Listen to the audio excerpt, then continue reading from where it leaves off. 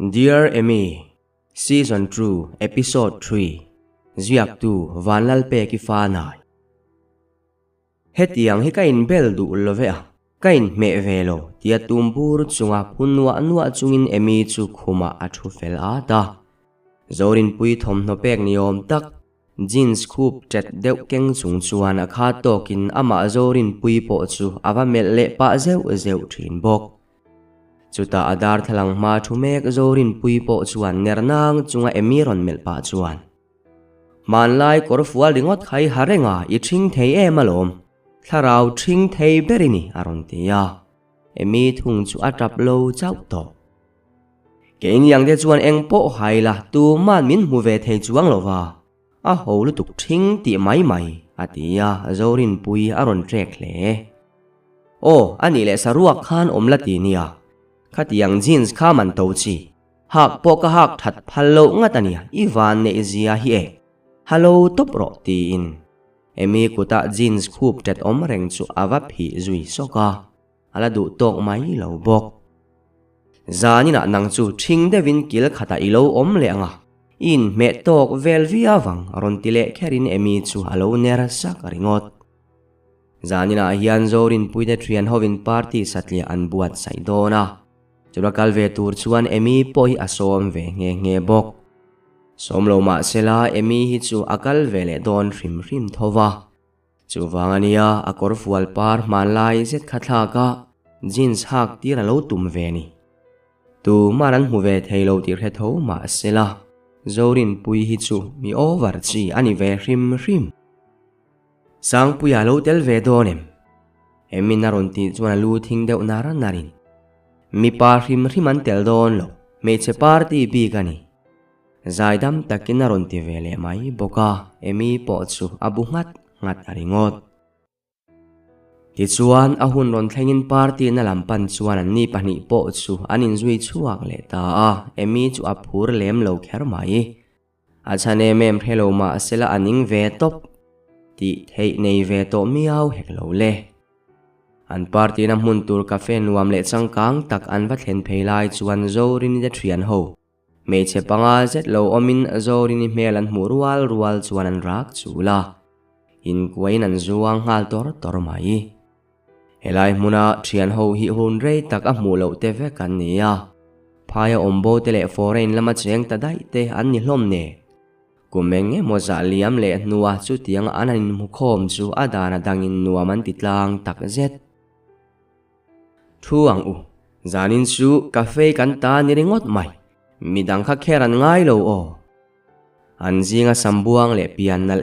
ludi chuan aron tia. Midang ho po phur minan lo rizui le ham to. Kil khata trangin Amy chuan chu nu mel chu alo mel uluk kher bok. Ni e a mel tha mani. Chu cafe chu zawin a munarem tha boka. Ani thian ho ti lo ka somar dang te po omven nuai ma sela anla inti buai phalo rim. Music ring thataka in play dup ri te chuan zorin pui om chu an tinuamin.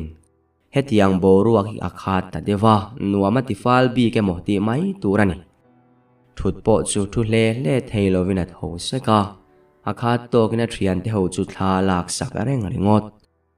Chuta anji nga mi tle ma vun hang lam le mai fang thapian loi si meri chuan. Guys, ke hire lo te aka ho thak le mai trul dona. Chumi ma chuan lung le azin lokila bialpa ka mudu aron tia midang zong chuan lo e dual mai. An thian nu chuan koron ngal vak bok. Le reu ve sabrama trangin heta bialpai ron nei dai ani mo ti in annui hama.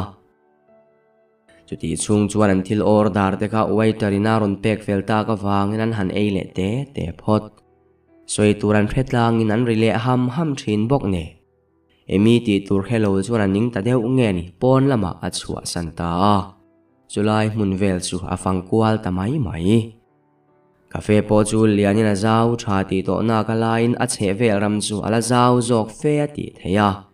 A chaklanga chuan thing mun tha tak ala omin khoi chet lo ti hriat takin thing ding te po chu an bit le. Abak zong ram ruaka po chuan in ti hlimna turemo. Lian tham tak chu ala sak thei don ti po chiang takin na he thiam ve kani. Chu tia mi ho sa ho kho sak dan phung uluk taka lo ngai tua kwal ve chiam lai chuan thok le khata a thlang lama cafe chunga tangkhan auri nuai thom ron chuakin mei khu van lama invial chho top mai po cafe chauka tang chuan ron chuaka rang zetin cafe lama chuan atlan thavele customer tam tak mani sahim na tur zonga cafe chunga tanga ron in no chuak tup zinga chuan zorin pui mela zong ve ngia la amu hau lo chu mai ba ga thian te mel po ka mu tur om lovin an ni thian ho ka chu an re mak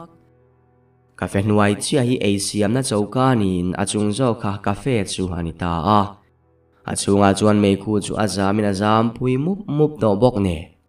mi tam tak chu mei khu awang khu borin then kha chuan thok harsa an titana ni kho khelowa tlu phok mu tur po an om tanwal mai emi po khan mang ang zetin cafe chung chu apan ve tawata arin rilruk ang ngein bangkilama hian zorin e thian ho chu ni kho khelo ti riat takin an do kan bo chungin an lo mu zoi ngiai mai amang ang tak zet ani te lul hian an ni ho hi engtin nge mo a chan chhuwa theita kang ni cafe chunga tanga lak chu an ni vat lo chuan rei lo te a mei khu hian ti hlum vat don ti a chiang reng mai sia che da tho thuai trul ti a ria ma se engtin nge ti ta kang chuta ati theitok nia ria in cafe do kan chunga chile marcha bur te amu thei ang chu pon lama the chuakin chu thil chu mufu tuan lo om tak hlau chuan a chunga mi hring an la om ti an ron rhevat don ni in na ria a thei top chuain are nuwa chuan a thil ti chuan om zia ne in chan chuak tu pol an ron thlen chuan cafe chung chu an ron ngai ven tavat renga vanei thak takin zori ni te ho po ni ko helovin om ma sela lak chua fel an ni ta emi chuan kiang loka mi tuitling piau chungin alo ding ve reng bok chan chuak tu pol ho thil ti mek chu uluk takalo enin abik takin zori ni ko helwa om mek ambulance sunga an zon lu lai mol mai chu alo en ulung zual hle alai nat ngoya ama chan thei tura nai lo khapuya ti in ain thiam lo tak zet liam tuar tam tak te chu harang takadam do in pan pui an nia vanei thak takin nuna cha ni ro an om lo hlau ma sela emiril ru ti ha zuala athin ti thong dot thei turin zori ni din hun that lo thu chuan soi a hloa damdoina an kalpui te zinga zori ni chu angai tu om ber ani thu an ron soi ta tlat mai engtin nge ati don ti thei anei aring lo chanchina rian rualin sang puya zin po rang takina ron ho ve ngala ani hi anathila alo zin manin arei po athang man lovani abial nu chanchin chuan a thong na ema hildang zong po da tha in aron ho santa ani aizola ron thlen ruala damdoina aron kal ngalin abial nu ni ko khelowa na khuma mobile maya han mu chuan a laina thle ain sum theilo chu atap zoi mai chu kil khada tangin emi khan lainat mel min alo thlir ve renga ti thei nei awahan chak tak tong try sak mai lo chu ti thei anei bik si lo nie tun ma kha chuan zori ni nu na te po khalo ti dam sak to in alo en kol to te po ani mai theye ma se tu na ero athil ti theina tam tak a hlo ve to amaro chu riana thatak le danglam ero chu lanei ve rangin ala fing thapian bok tharau satlia ero alani lul love ti chuan sang puya chuan thei chen om pui thinin a hun tam jok chu damdoi ina aron mangral ati theya chuti rual ina bial nu zorin puya ro kha chu biak le ko thei alani hak lova mithiang maina na khuma chuan chelovin alamu khong reng ringot chu muin sang puya chu amang ang tak zet to tingai na kheder box silo thalel le ngai ti riat mina bial nu mel chu athlir le wang thina mi pa ma ni sela alunga chia ti ariat areng mai engtika nge amangai zorin pui hian ni khuwa aron riat le anga ama bele tura ron tho chua le ang ti chu pa chau lo chuan hello zorin ni chung tile sang puya tan tak po alu hai thak don te mi ring lama tang chuan ti thei nei heklo emi po chu damdoina om reng lovin an local tona cafe lama bok khana khat to ka vakal chu a hra chhotana chuta chuan thilmak tak po riat bel anei tanual rengani ka cafe moi le changkang tak ram nuam em chunga sak le din ni si kha aram chungchanga boina tam takalo in phum ru ti chu a khe chuaka riat chian le zual adu tatlat mai akal non tluk nge bok ni kha cafe nei tu te kha aizola po mi om thei pa ngai chung kuani in le lo ram thatak tak po mun tina an nei dua renga chuti rualin tuna an cafe sakna munero hi chu an fapatana din ni in an fapaming ani bok aom zia bera chuan kharam ka cafe nei tu putlang dinapa pahau chatak maina atupatana apek ni in nalang chu thil om dana ni rualin churam ila chu saktum ngar tu chu chung kodang an om ve mek hi alo ni ya chu po chu tu dang ni lovin an ma ni putlang dina thi sen zom puite hnena trang thovin ani nge bok emi chuan rap thla ka ti jok hial mai athuria chu ta chuan to mai lovin hemi de chung koi mara ta to khan ro chung changa an lo buai fe to ani mela tlang dina unaw pa te hian an pa ber ro sem dan chu du khop lovin akha to kin buaina an chok chuak fo thina thingna khatin an chung kwa tang po chuan an intimi rang chhotana sual rongan bol hi ani hot mai tikhan an ram it em mai chu pa ber chuan atupa duat tan pe in cafe te an din chhota ni ti an riat khan ama tang towa an thin orna le thikna te kharon ir chuak thale in buaina an ron zong chhole tanta a tunoi fe ron nen an unaw pa tlang dina te chung kwa chu an chok buai ta ani atira chuan noi tak takin an khosa masa phota arei tuala an che du dan chu a phoro tiala an nuna rong tul bok tikhana to pa phei chuan cafe hal sakin buaina lian tham zo kan chok chuak ta ani ma se he thu bi khi chu emi ti lo chu hretu an la om lem lova a cafe nei tu tela in an unaw te chu rin helna chang la an re hek lo an ril ron at lutuk wang te po ani ma na athil ria thar ang te chu emi chuan soi chuana tur adua refiale zuala thodi khai lang turin ani chuan ti thei anei tamlo zorini amamo na sang ema ti rualin amamo ber mi ringla chu har chuati reng om heksu akha tokin beidong zetin zorin pui kia nga chuan avathu vele chot thrina amel ngoi thri zorin pui har chuak to ramte i chung telei bial pa po itimang ang nasa to te mayania o hetiang yani om ngai lo kha amak mai ti in zorin kut chu a me sak niapa a unaw nui har chu ama lo chuan khodang hoisan theini in nain khelo akut le ke ber hetianga han om tamai po hi atan chuan van duena top khok le re om ber atlin phahial o me kafanu hi ala harlo fo vanimo topic ti riat taka hal chungin pirin feli chuan zorin pui mel dang bai mai chu a ena amin menga chuan be seina na satak mu thei ma sela a be seina chuan a du dan chu a phalo hle ti ro a riat thei o me kafanu hi engtika nge mo a har chuang le akha to karon ti le thinin puchuaw ding puya khana dara alo kuwa athiam dan ang na lo hnem ve zel bok anu pamel chu uluk takin emi chuan lo enve renga ani pani hian fa pakhat puan ring lova chuti rualin an falak he zorin pui ero hi chu an rin ang mai nan duata an mangaya kong eng kima aber an ni tir thin ani kha entir nan zorin hi lo boral da thut selang zong an ni nu pa hian om ngai na takan thelowang heti khopa an mai na hi zorin hian hret hiam hlei theilova a khelo der fo bok hemi konga hi chuan emi po hian zorin hi adem velek tri pa enro akutaron ti chenia o ente hei amit po ron mena tum nin ka ria doktor ko vadro pirin felin naron ti tak chula chuan emi po asuang tua narama tangina har chuak zoka khumam mureng zorin mel churang takina en ngal vat anu soyang tak tak khan zorin ni chuan har chua tum takin akut rang te chu aron ti chele zeu thina chutiang zelin amit po men chua atum ti ariat hle emi po chu apur sot doktor ko tura chuak mek pu chuaw thanga kha zui ve ringotin keben chu atlan chua san nula eng tak wati ve don chu ni mo koridor va thlen ve lai chuan man mo taka pu chuaw thang puyale doktor pakharon in zui phei chu mu in ani po rang takin kebin lama len le a chuta chuan khumamu mek zori ni kha fia takin alo meng to ti chu awa muwa alung phu chu asudup dup thei rang taka tlan lu tina khumbula chuan avadinga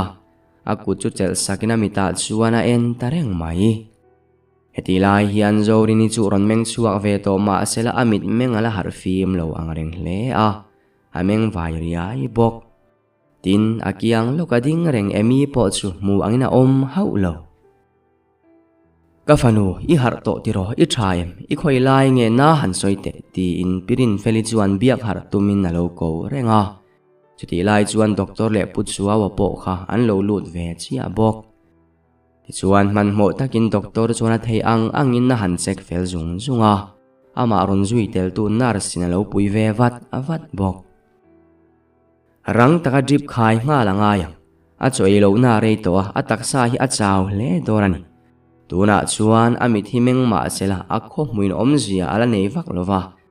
ma se drip te kan han khayanga lo mang ang lo ula a tha chuak chowat mayang ti in nurse po a chengal vat Karlova drip khain dripan khai chung zong chuan zori ni chu alo mu hi le dai to tle min om anwan ve ta deu tuna chuan ni khorhelova mu hil ni to lovin tui taka mu hil ani zok to tlat chuta emi chuan thil pakhat hre chuak zokin cafe an kalnia zori ni thian te kha a hre chuak ta zoka rang taka in hervutin zori ni ringot alo buai puina lama a thian tereng reng kha alo hre chang to lo hi alo ni ti chuan cabin chua sanin ala hriat chian pani ludi le meri te cabina avalut ve da thora rin ain ludi chwalo tha a chung tenen an lo in be mek bok a chua san le meri cabina lut ve le thungin aniero zori ni angchi a khan har chuak lovin alo lamubal maya a khongai em ringot a khumbula chuan vakal nain a mel chu chiang takin na en wanga riat chu anei le ta he nu hi mi van duai takani atun manuna ha thlakina hreom ema van duai na tenan muak reng bok pachal pakhat nei to in chu chuan kut a thlak fo thina fairo a hrin sak lo hlau chumi nuwa a pasal nen chuan in threnin bial pa te po anei chho zuta ma se mi van duai kan ti to kha anei fu ngai lova ama damlaya thilton angchia khara hmangai em abial pa fa chu pain chu pala chuan lo nei du hau lova a fa chu ati tlak lo chuan tha te po alo vau thin nge Mary me chadar deb le doi zep tak mai ani awangin a fa chu ati tla abial pa chuan kalsan zui ta bok tuna hian mi pa ko puya nei lova amai ro chu apasal hui khan na sa takin ala ron ti buai thin tlat ani chu tal chu adana zong mek ti zong thlengin emi chuan a mu sak le ta veka heng thil hi zori ni hian a hriat pui ve angem hriat pui ta sela pui thei dan angai tua du angemo tuna chuan zori ni point na sa takin ma so na a har thato viau tle min cho po e thei to ti lai chuan ti thei nei si lovin emi po chu alo tang ve em zela alo pheve sek acha zialo thireng tu zorin nui chu ati za ema va biak pero chu ati chi hau silo ato pal chuan pani chawa in biak thena hunron in her chuakin zorin ni chung de chu an chuak bo ta dia ka hemi chu aril ruah man mo to kher mai zorin ni chu thuchil sokin uluk takina ma zorin ni poina lo mel ve kar to min van ngai to em ve alo ti chuan alu chu abungat ngata chuta zorin thu soi chu hret chuak le zokin ama ngai tu ni chu atlom la ta phiana rang lutuk le na salutukin alu chu athing zui le nok zorin chu anui ar mai chumi hnuah chuan reilo te ngawi dun le hlekin zori ni zawk chuan a aw chu a rawn thian khara emi pawh chu har chuak le zawk i soidu te chumin han hril tawh la soidu i nei ni in ka hria omze nei taka melh chunga rawn ti in emi pawhin muang chang kual vel tawh lovin a thil hriat ang cafe chung chang accident thlen chan te pawh kha engkim mai chu a hrila zori ni hmela chuan danglamna tam tak a rawn lang zut tlang dina unaw pa te chung kwa chu khoi hmuna khaw sange an hming hret to em a rawn tia chu vele emi chuan rang em in alu chu alo thing le nok to ala hriat theilo thu le ama a har chua huna nga thu a hril ngal bok zori ni chuan ani le engtia ma la turin nge min du mi chung ko buaina chung chang dai ani sia kan lo in rol ve hi ati chi don em ni atia emi chu a tho chuak ve hal mai ama sabera chuan kha cafe khami malta chung ko ni buaina chung chang chu ni te me uma sela customer tam tak online buaina kha cho chu ania kha kang me wang khan nun na chan ta lo ma sela der thon pha tam tak mi an om tuna hiani thian nu meri phei kha chu ala har chuak mi alo le nga tin khamini ya khan din hun thalo taka ding ve mi pani an oma Mizoram an enkol theilo ti thu po ka nge bok cafe nei tu khan ming chian na engki man phur veka tuna hian case rit tak nein police nen buaina an nei me ka sin chu po an ti sual om mi alova i hret hiam to em chu nang le ke hian kan chin fel pui theya thudik engki mi kan soi chua kani chuan an chan vo mu in an cafe po tun ma aina sign an ran le theyanga mi te tan mal som na kan thlen sak thei do na sin i hret hiam to em aron ti char ta ka chuan zori ni po a har chuak tuala midang ding na chan vo hum him saka hai chua sak thei tu ni chu adu le ta zo kani ma se tun din huna chuan du ai na taksa la chak lo hret ti ain hret heya reilo te han en kol le hlek sela a thave to ma na le damdoi na tanga chua chu doctor te point rem la ti chia lo ma sela ama zori ni jok chuan in lama ho adu tlata wangin ti lui thei ani lova doctor terem ti lo chung chu alu lul na manga norin nilia om tin le nu anin chua tir thei ta ramani in chunga lu rual in du tho em in boruak chu hi wanga kil khata tangin emi khan eilo mel zetin lo thlir ve ngar bok anialom dam chiang veng vong divin han ho mai sela adu pui te lul ne kan zorin pui thu du lutuk hi chuan thin hi atrim vong mai ani hi in lama chuan sang puya poi naron tlol lova e tur tui tak aron ken sak fo thin bok kil khata tangin emi chuan it mel zetin a thil e turon ken thin te chu alo thlir le ngoi thi chung zong chu zorin ni chuan mu mai hau lova a soi chuak ngai lem lo anui atiza phian thin zo chutiang adam doi thale e tur thatin reng manga en kola han ni ta ka chuan zori ni point ma son sak tak zeta adam sak viau mu theina mela eng sota avun ni sela ama min ama to ka thau chho vele ta dam lo hi lo nge ni zoki dam lo ziaro mi dam lo de chuan eng man e tha theilova nanga dam lo ve chuan a tui e ya dam hi ining zok ngotang karing emmin alo ti khum sia zel boka ma sela theng thonga thok mol lo henu thu soi tam tak hi chunga ya anei to zo ti chuan muang chang to lovin an ti tur ma bak cafe nei tu te in lama len lua an ma ni wa biak chu ti tur ma sa bera nein thil dang chu an da tha phota aruk tak chuan an hupur dun ve ma sela an soi chuak lo ahun turatan chuan zan lampang an han ruat dun phota pakhatin chuna ka man lawati line pakhat jok chuan zana kalna tan an chen na venga hlutuk mei cheni kha alo ti bok ato pa ero lungrual lo dun zetin an lungrual chop tangota zan hun chu an ti thlu theita ani chu in kongkhar ngele tlo mel tak ro pui em a siam ni boxi chu kut khur dar chungin zorin chuan an kikar kara ma se borwa kero are duk ti lai chuan mi khan bangkil sira doorbell om chu ko zeu pa in met tamai che mole halo tia zorini po nui top Ti chuan emi thuron angin doorbell chu an met ritaral rala. Reipo nga ngai lovin nula pakhat hian kongka chu aron hong zui rak rak. Khati laya emi in ti theile rem hria in ti lutuk mel mol mai kha. Zorin pui chuan mu sela avahan run don te reng e. Ti chuan in chung zau le ro pui fea an lu dun ta ka chuan na sa taka hoi hu lo chu an tum ru dun na sa. Ma se banga thil in tar frame moi tak tak te ro chu an lo mel le thui. Eng thil nge ni ta lo thu phot ro ti in kongka ron hon sak tu nula khan ron be chun zom le a. Zori ni depo an thut na tur huang anga chuan an thu zui ve mai. Eng lo I chung te mutura local kania abi kini pi le pu te. Muang ban chara ti lai chuan cho kalamatang hian tuemo. Pau palam ma to hi aron chuak phea. Zorin mela muta ka chuan ril hai mel takin anding khomuang zui rat bok. Ma se pa ngai vele mai. In leng kan ne ni mo tin zorin thut na lam chu aron pan phea. Ani thung kha chuan ngoi rengin alo mel ve top. Ambul ron pan phei mek tu chu an chung ko zinga pa ber ani po aring thiam ngal mai. A mel khane ti zam ngal vek ni na nge bok. A zam chia to sa ne.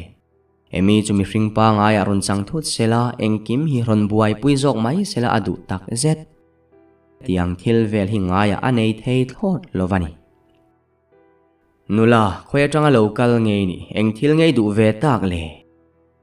Zai dam tak fia fai fu si in ama thu. Patling mel nel om le fel fai thup mai chuan aron tia.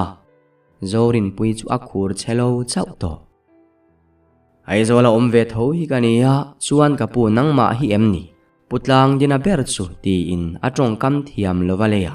Atong kam chu a chep sualang ti alau tak zet.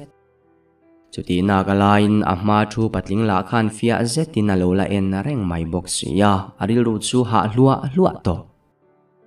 Oni ke hitlang din moya kania.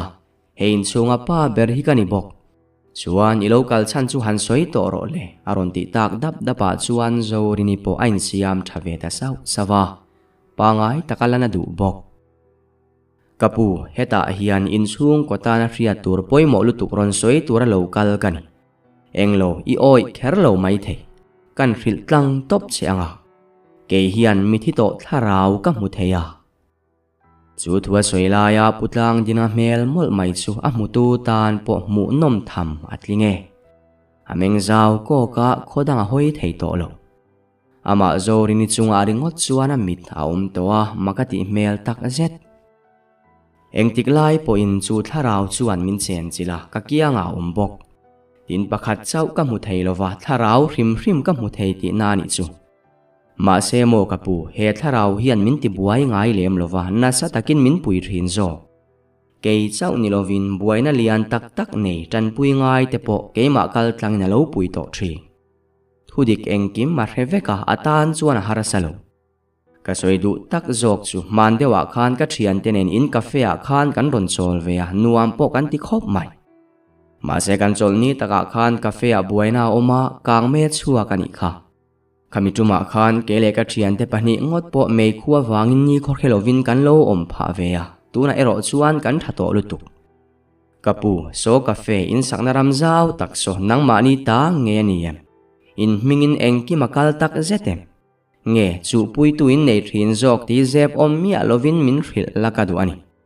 A chan chu ka thu riat ve tam tak nen hian ain mil thei hlau ani chuan in chung ko ta thadona. In ding na chan vo hum him sak chewika du ber ani bok.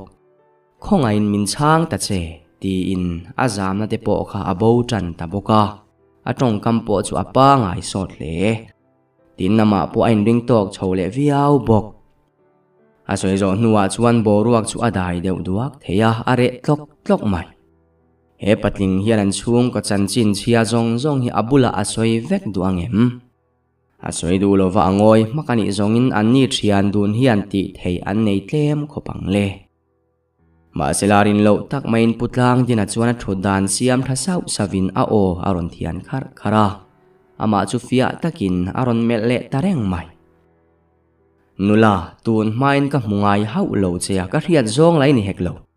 mà rồi chú kế mà zo khi thil dẹp phèn phung này chi cái này lâu zo cả các hil về máy mà yang che chú mi mà in tuần mà ya ít thu soi te ka oi tay ka ti na ero ani hau lâu o ka oi zong pu ani lem lo bok aron ti tak char chara chuan zo rin pui chu a tho song song the ya a thil soi kha oi emo oi lo emo thu dik a riat pha thei don phot chuan poia ti khan chuang lo ke ni chung kwa hi lung leila ma tang ron in suan lut kan ni ya chung ko hung tak kan ni tun ma kan pian ve ma hot atang to in kan pa be rozi ka hian mizoram chung hun rang ranga sum don na alo hoi kwal rep to a kan har sa lem lo bok ti khan kanu naw jing arau rau po ke hian ka pa nung chu zui chovin a thei dan dan in sum don na bul chu kan trana katluang phian le nga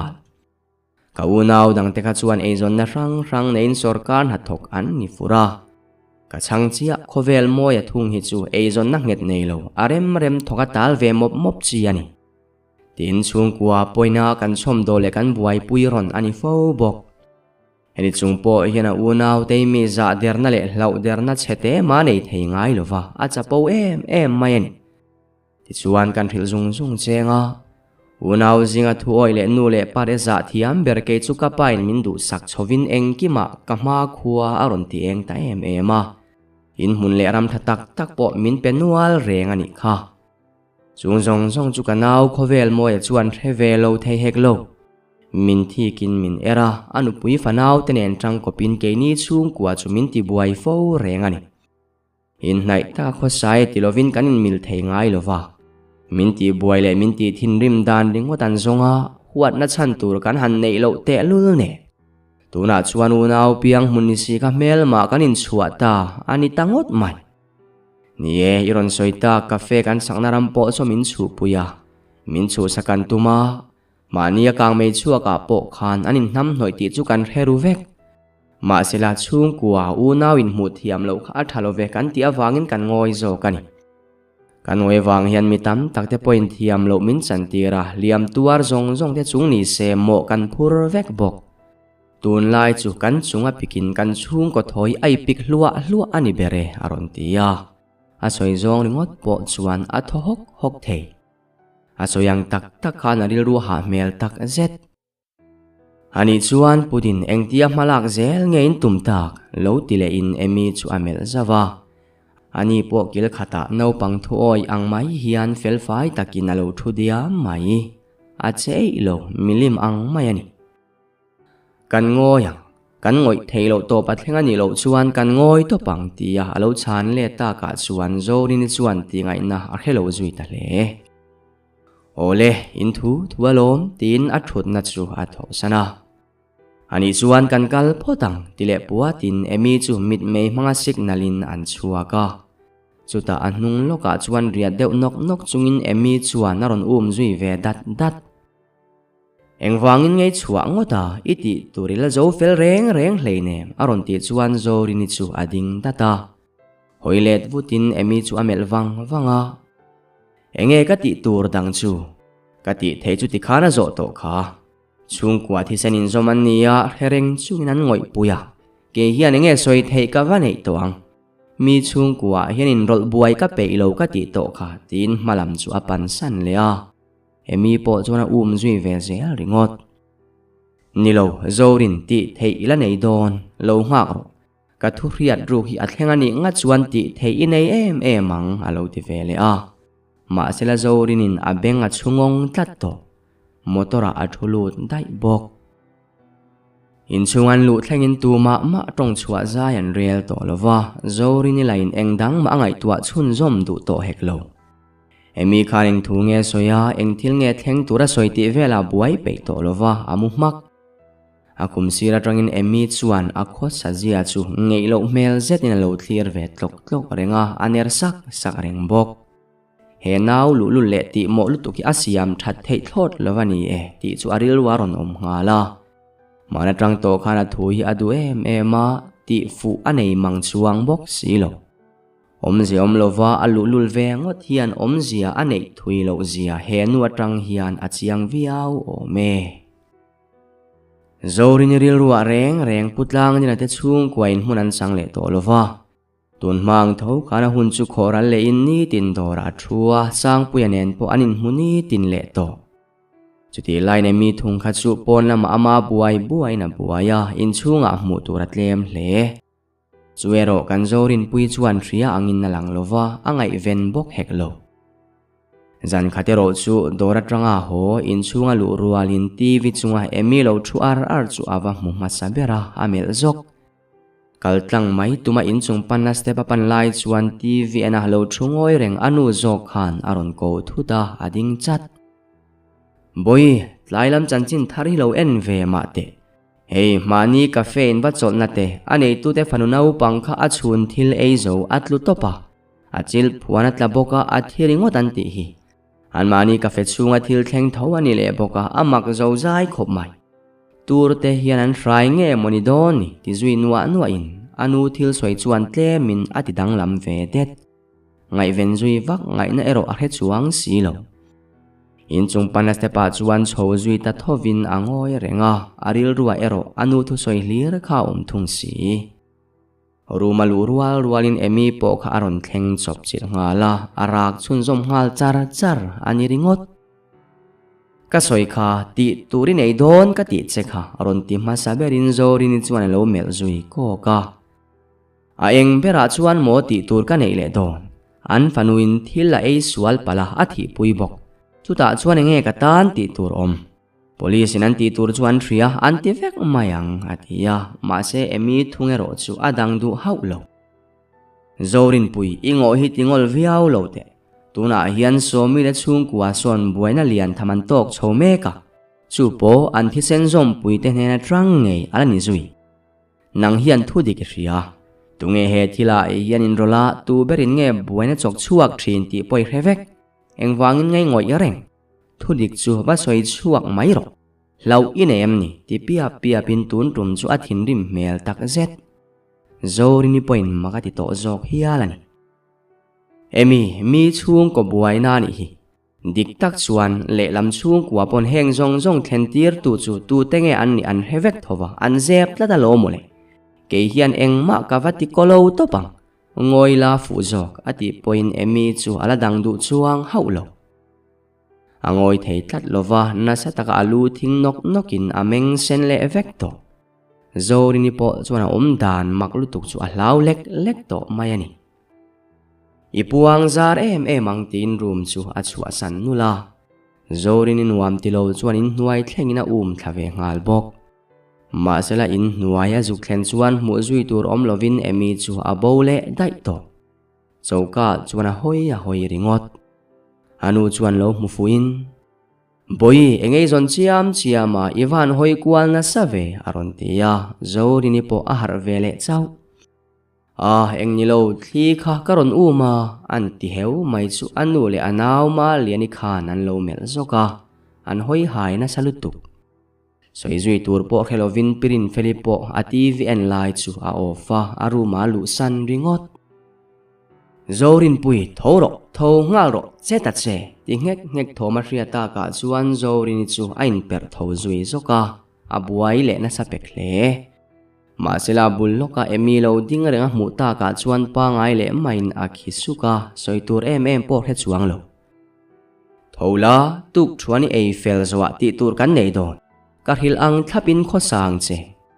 thu pe o taka emina ron ti ta ka chuan nial lem lovina thova ham bai chungin ole boss ati ve tangot emi chuan thu thar tak ron hria ang mo ti ngai tu rau chungin tuk thuan po tuilo zetin atling tlave rama apuar lo po arhenek love emi kahmanania tin bathroom chunga tom mek emi chu an ko le lang thina aron chuak har rep le ngal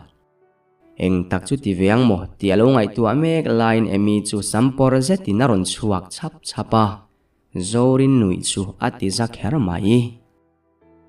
ikwa dik lovem ni wang pa ti tia halo ti chuan emi chu aner deu saka chan po chang let peilo kalla ifriat tur chu tuna hian putlang dinate chung kwa khan an fanu chunga thil thleng hriat fi an duwa wangin station an pan me kan thleng rual hial mai the chuta tak chuan nang hian inrol hun lo hriala engkim puan zar sakang che he case top to se thil engkim hi fia takin lang to se ka abak thil thendan kim chang chu atla chopin ka hril le ang che tin kong tluanin anin hril miala zorini po kha kha to kinalo buvele ngat thri station an thlen lai chuan mi hring an tam ang reng hle kei sang pulu tan ni boka an rin nuai ati thei ome police duty ho po an thu hle man lova an phar buai viau bok zorini le emi po mi tamna chinga chuan zon nei ti riat takin lo hoi kwal ve na sa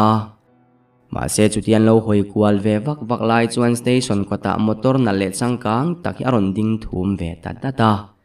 a chunga tang chuan putlang dina te chung kwa ka amalte te aron chuakin zorini chu azam titi der to ma se engkim rethin emi kha akianga omve ti a hriat chian na ero chuan azam le chu vombo angdua kin antikiam le thina engkim mai hi ama chon ngam le thin jok chawani putlang dinan zorini melaron mu chuan alo la heveni ngei turani aron nui suka nula heta dai te engeron ti ve don aron tin zorini chu akiai suk tin abularon kalve nutling lano pan mel angreng tak le nute lampang mel thapian si chu anupuyani po aring ngal bok nie nimin loka an phanu duat khatiang khanan chan zo chi a tuna buaina hlirin a muak le bok si nen an topic ve khopang kapu helai hmuna hian min mamo don ti ka hria a kalo kalani lutang u intizam du lo taka zorinin atile taka chuan an luta a esai thutna lampanin ani chuan an harsan na halo zota hetilai hian zorini le emi te ro khachu kil khata an lo dingoi veri borua komdana zirin zorini po puak chuak thei rengani to thuriat thar anga to ema thudik vekani ti achiang bok emi zara ain ring tok le to hle putlang dina chuan esai ma thut munan rem sau pa chuan kapu ke ni tun lai chu buaina neu kan nga riau maya police tenen po kanin ma chon ngun ta via ve kha mania po kan cafe kang me chua ka wangin buaina na men lo kan to kha chumin nuwa he ni min chun khan kan fanute berin mual min liam san leya chu po thi tha a thilovin chui zui ngai chi bok soipo arhe omzo ke ati mek line zorin puika aron inrol ta chata an hoi phei ngal thap poi khoi tui herenga ingoi tlatani kha pudin poi khoya inchung kwa chok buai tui thunei tu te hera hian soi chuak la pero ti chuan he case ato panga buaina in nei to heklowang aron tin police SI chuan uluk zetin zorini chu alo mel venga rangara amit mengat hi bok nen azam omdu kher mai nula tungei ni vele rontin zorini po kha an omnalama chuan zam mel pudu to hau lovina ron pheya an lo thlir thap tin emi kha lo tang na le hle to akuta hum ru na salut tuk chu asen vekto zorin pui kani ekapu helai munakaron kalve chan chu thudik puang zar turin nani bok nie he kapu tlang dinanen hian reilo te kanin kom ve to an buaina to chungchang tin khan cafe kang me chuani khan ka thian tenen kan chol ve bok kan chol ni tak khan kang me kharon chua kania ni kho helovin re tak kom ve man hialan ka soi tum tak chu hengan buaina zonga hian kaputlang dina hian tunge in rola in nam noi a khet siang le a ma chela tlang zardu miau lo wangin nimin maya po afanunun na khana tuar le ta poi ka ti khop mai chuwang chuan kain rol na tur eng thil ma om hau lo ma sela thudik abula tanga atop thlenga hretu kania wangin engkim puan chua saka an buaina ti top sakadu ani lo chuan he mi de chung kwa hian buaina lian le rap thak jok an tong don chau aron tia putlang dina nupui po chu alo in suit fight mai soi chua du nei si apasal lau wangoi mai maya ang taberin zorin chuan a heto chuta esai bok chuan I thu hriat te chu eng po ni se han soi masaro le boruak in thil omdan alaron thril zelang chu atile ta ka chuan zorin chu apur ta sau ole ke hi min ring lo mai theya mà se Mizoram chunga case tam taka hian police tek alo pui to thri chu ka fin fal wang le ka thiam na wang ni lovin min pui tu tharau duam tak ka nei reng wang zo kan pudin ibula po ka soi to kha tuna po hian chu tharau chu ka kianga ve renga ke chuan ka mu thei tin tharau satlia anilova khovel buaina ching fel tura pathian bel ruat jok ati theyang chu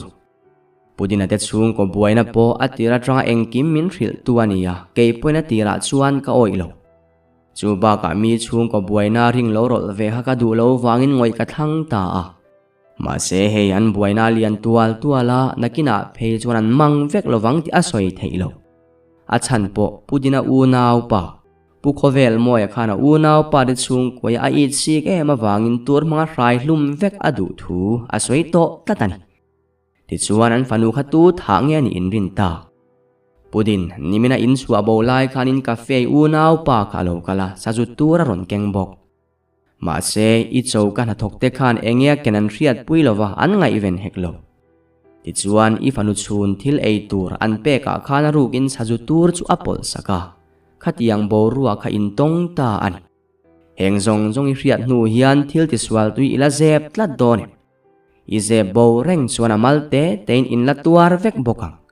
ka soi hi oila zomla man tiro atia ma sila putlang dina chuan het ya ka chung kwa pu ming chatur hian tunge moi ni le ka u naw pa de chung kwa ai point nang hian min lo erzo ka ni lo mo tunge ni ti in aron tho chua ka athin rim mel tak zet chuti la in zori ni thung kha chuan launa chete ma nei lova athut ngai rengin nala thu thung tin nu ber trapo kha banzai re lovina in suding tuala aum dana hlaw hle ti a riat thei nang er tur cha hian tun mainin mel riat sa kan ni lova engdin huna ngei din ti la ka hek lo ka soi khai khe fu lovem ni tharau ka bia ka mu thei achiang to kem buaina du lova ching fel thin mi chin fel tum tlat thin mi kan ya wangin nang ni yang thu dik rekuru chung puang ngoi tlat thin tei an ka kan lo an tir to thin zo kan kapu ke ni chuan thu dik chau kan du I thi sen zom rawa u naw pa ilakari lu thalo pu khangai than dona malam hun eng tak nei chunga annun na tha tui fanu kha irilu siam felro aron ti vele panga putlang dina thindim chu ain se aru na sa hle ka du than tur chu ka thu nei na ka chung kwa hian ka thuan zoma ka thu lovin eng thil man tingai heklo I ria he chung ko buaina hian in rol ve turin kan som lo chea chu wangin min lo wa ho san phot mai ta che o khurdur dur chunga ron ti chuan zori ni chu ala zam mi lova athut mun tho san zok chungin putlang dinga chu fm in amel ve kar mai I chung kuaina koyang ngila I thuan zoma wangan I thudik puang chuak tur pon huai sen na an nei lo an hlaw che ti hi khero asoi zo rual chuan putlang dina khan kut thak aron tum tamaya an ri zui hlut chuti lai chuan bang kilama chuar in hung kha aron che dota na sataka soi tu om ang maina che hlok ati theyo me ani ho chuan clear thapin zori ni ti lo chuan mak ti min an en reng ringot chu du tok lovin emi chuan thil ti thei chu alan tir zela chu e sai room chu aching let ani ber chuta putlang dina nupui hlau to lu tuk khana beng hup chunga mi chingin tok ro du tok ti ro thudik chu soyang che thudik chu soiro atok ka pe to lo he buainei ka du to lo ka hne lu tuk aron ti ta ka chuan emi poina thil ti lai chu atopa thom chu are mak eng thil nge moi soi tak chiam le vin tuara anupui lam hoi chungin putlang dina chuan atia ma sela anupui thung chuan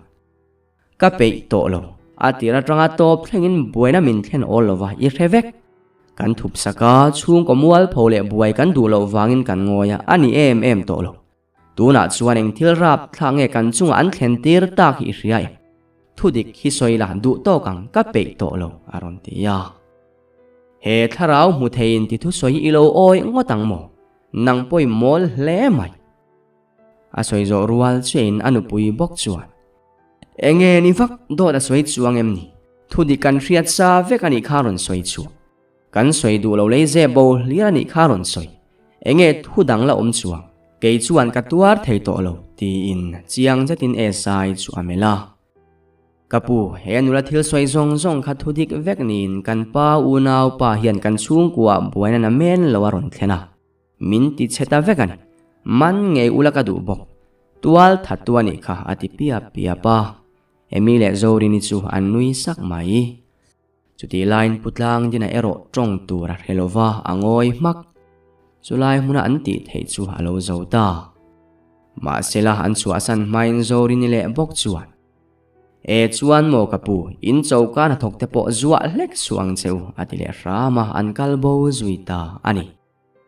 Nui ar chunga kuma mutlak pa in zori ni chuan. Case kan ching fel ta boka tuna chuan lung leilama zin ka chak ta hle mai aron tia emi ner sak. Lung lea chuan e ngein vatiang. Zoi sapalo ti in zori ni chuan tho hama. Amela trang ringot poina eng tholin a tho veng hlia ti a hriat thei. Kan zinang chu kan thian hawa kan soilok vek to kha. Keile ludi merite kan kalang I peile min zui ve don nia ati hama. Badroom lampanin emi chu anera sok. Lung lea tlangwal chelo zonin tumani kha. Ler hlom lutuk ti in ani po chu a tho chuak ve ta tui mai. Ole ti khan zanin case chu kan lo khar fel le ta. Naktu sana case dang nen kan lo let leang.